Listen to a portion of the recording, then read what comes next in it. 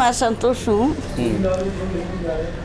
और इसका जो है मुझे यकीन नहीं था, क्योंकि बहुत लोग भाग जाते हैं मर्डर करके, लेकिन प्रशासन ने बहुत अपनी काम रवाई करके इसको यहाँ तक लेके आए या आ रहे हैं।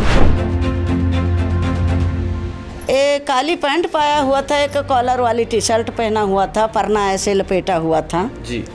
और आ गया था, अंदर आया। मैं इसको पहचाना नहीं है।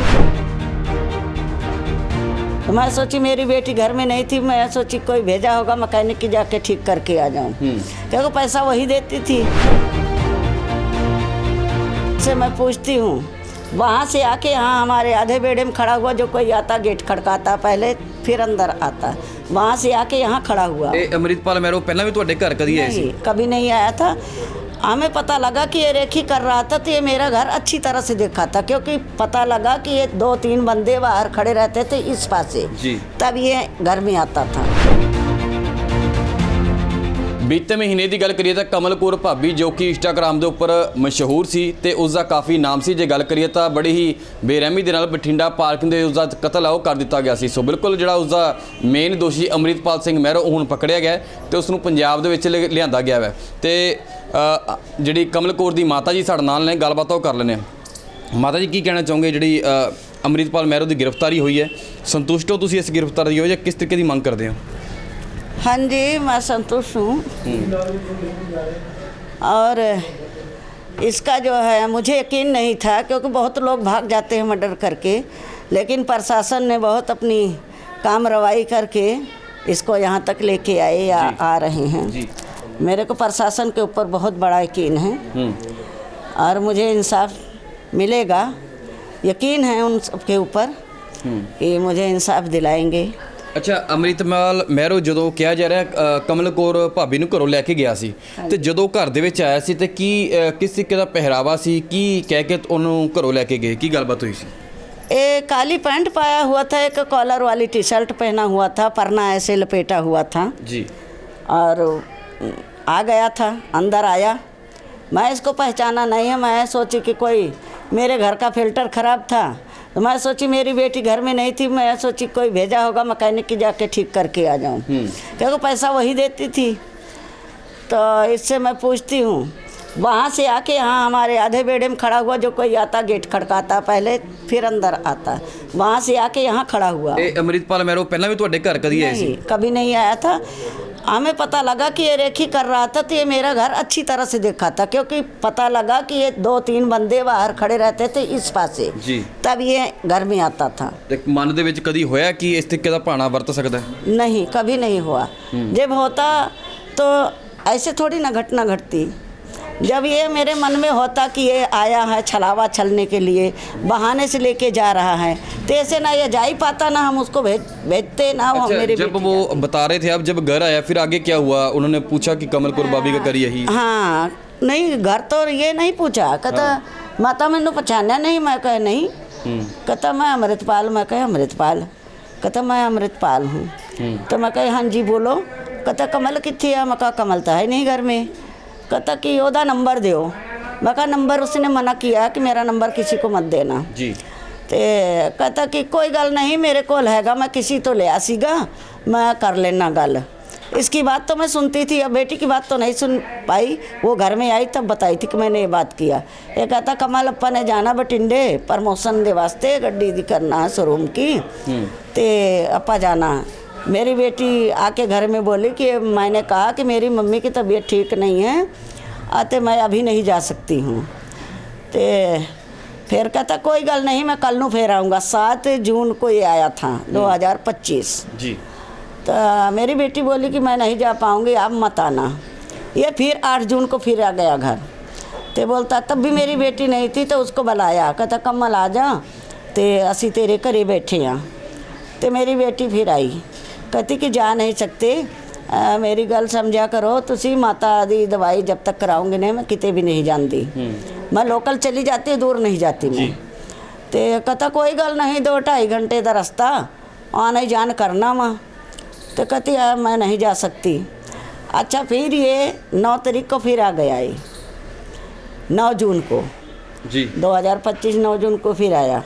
कहता कमल चलिए अप्पा आना जान करना वहाँ अप्पा चलिए। ਅੱਛਾ ਜਦੋਂ ਅੰਮ੍ਰਿਤਪਾਲ ਮਹਿਰੋ ਤੁਹਾਡੇ ਘਰ ਦੇ ਵਿੱਚ ਆਇਆ ਹੁਲੀਆ ਕਿਸ ਤਰੀਕੇ ਦਾ ਸੀ ਕੀ ਕੱਪੜੇ ਪਾਏ ਸੀ ਉਹਨਾਂ ਨੇ कपड़े उन्हें एक ਚੋਲਾ ਪਾਇਆ ਸੀ नहीं ਹੂੰ वो वैसे जैसा दिहाड़ी वाले बंदे पहनते हैं कपड़े कभी ਹੂੰ तो ऐसे पैंट पहनी हुई थी एक टी शर्ट पहना हुआ था। ਹੁਲੀਆ ਚੇਂਜ ਸੀਗਾ हाँ जी अब ਦਸਤਾਰ ਸਜਾਈ ਸੀ ਸਿਰ ਤੇ ਕਿ नहीं कुछ भी नहीं ऐदा ही पगड़ी नहीं बांधी थी जी। ऐसे ही करके ऐसे लपेटा हुआ था परना बस। ਹੂੰ ते मैंने की पता सी कि दस्तार पहनता है क्या पहनता क्या नहीं पहनता होता।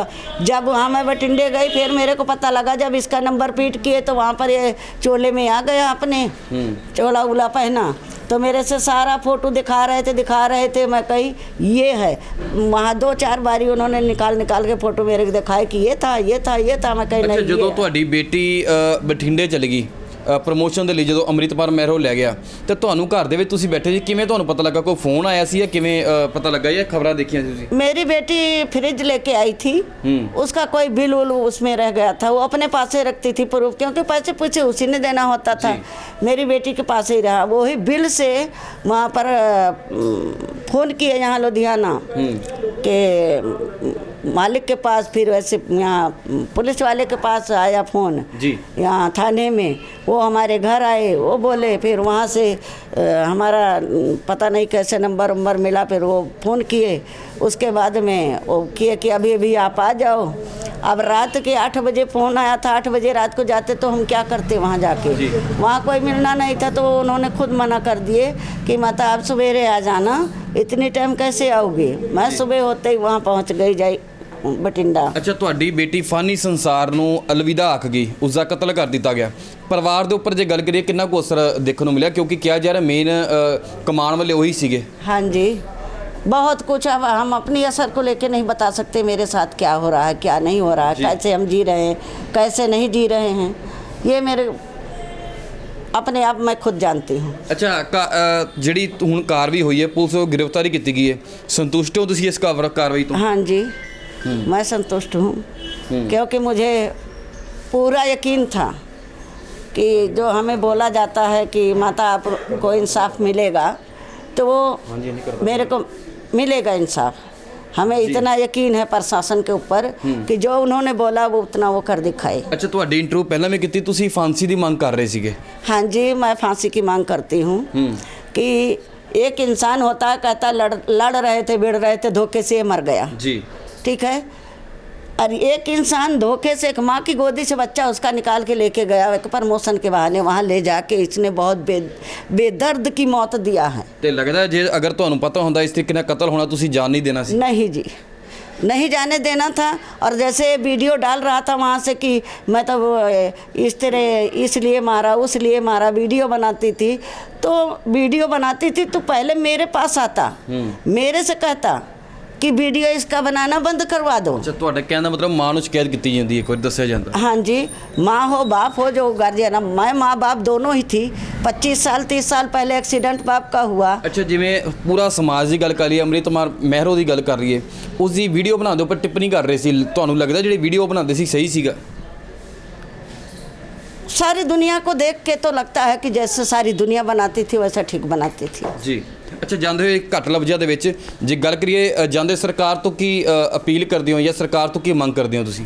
मैं सरकार से यही मांग करती हूँ कि मुझे इंसाफ चाहिए और जैसे उसने फांसी दिया है मेरी बेटी को फांसी ही दिया है तो वैसे इसको भी फांसी लगना चाहिए। ਸੋ ਬਿਲਕੁਲ ਕਮਲ ਕੌਰ ਦੀ ਮਾਤਾ ਦੇ ਨਾਲ ਗੱਲਬਾਤ ਕੀਤੀ ਹੈ ਜੋ ਕਿ ਇੰਸਟਾਗ੍ਰਾਮ ਦੇ ਉੱਪਰ ਜਿਹੜੀ ਕਾਫੀ ਫੇਮਸ ਸੀ ਤੇ ਬੀਤੇ ਸਾਲ ਦੀ ਗੱਲ ਕਰੀਏ ਜੂਨ ਦੇ ਵਿੱਚ ਉਸ ਦਾ ਕਤਲ ਹੋਇਆ ਸੀਗਾ ਬੜੀ ਹੀ ਬੇਰਹਿਮੀ ਦੇ ਨਾਲ ਬਠਿੰਡਾ ਪਾਰਕਿੰਗ ਦੇ ਵਿੱਚ। ਸੋ ਅੱਜ ਜਿਹੜੇ ਮੇਨ ਦੋਸ਼ੀ ਨੇ ਅੰਮ੍ਰਿਤਪਾਲ ਮਹਿਰੋ ਉਸ ਦੀ ਗ੍ਰਿਫਤਾਰੀ ਹੋਈ ਹੈ ਤੇ ਮਾਂ ਦਾ ਵੱਲੋਂ ਸਾਰੀ ਜਿਹੜੀ ਦਾਸਤਾਨ ਦੱਸੀ ਗਈ ਘਰ ਦੇ ਵਿੱਚ ਉਹਨਾਂ ਦਾ ਕਹਿਣਾ ਹੈ ਘਰ ਦੇ ਵਿੱਚ ਆਏ ਅੰਮ੍ਰਿਤਪਾਲ ਮਹਿਰੋ ਭੇਸ ਬਦਲਿਆ ਹੋਇਆ ਸੀਗਾ ਤੇ ਪ੍ਰਮੋਸ਼ਨ ਦੀ ਗੱਲ ਆਖੀ। ਸੋ ਲਗਾਤਾਰ 2-3 ਦਿਨ ਆਏ ਤੇ ਤੀਸਰੇ ਦਿਨ ਉਹਨਾਂ ਨੂੰ ਲੈ ਕੇ ਗਏ ਬਠਿੰਡੇ ਦੇ ਵਿੱਚ ਉਸ ਦਾ ਬੜੀ ਹੀ ਬੇਰਹਿਮੀ ਦੇ ਨਾਲ ਕਤਲ ਕਰ ਦਿੱਤਾ ਗਿਆ। ਹੁਣ ਜਿਹੜੀ ਮਾਂ ਹੈ ਮਾਂ ਦਾ ਕਹਿਣਾ ਕਿ ਜਿਵੇਂ ਮੇਰੀ ਬੇਟੀ ਨੂੰ ਫਾਂਸੀ ਦਿੱਤੀ ਹੈ ਜਾਂ ਉਸ ਦਾ ਗਲਾ ਘੋਟ ਕੇ ਕਤਲ ਕੀਤਾ ਉਸੇ ਤਰੀਕੇ ਨਾਲ ਜਿਹੜੀ ਅੰਮ੍ਰਿਤਪਾਲ ਮਹਿਰ ਨੂੰ ਹੈ ਉਹ ਵੀ ਜਿਹੜੀ ਸਜ਼ਾ ਉਹ ਮਿਲਣੀ ਚਾਹੀਦੀ। ਕੈਮਰਾ ਪਰਸਨ ਮੋਨੂ ਚਾਵੜਾ ਨਾਲ ਮੈਂ ਰਾਹੁਲ ਡੇਲੀ ਪੋਸਟ ਲੁਧਿਆਣਾ।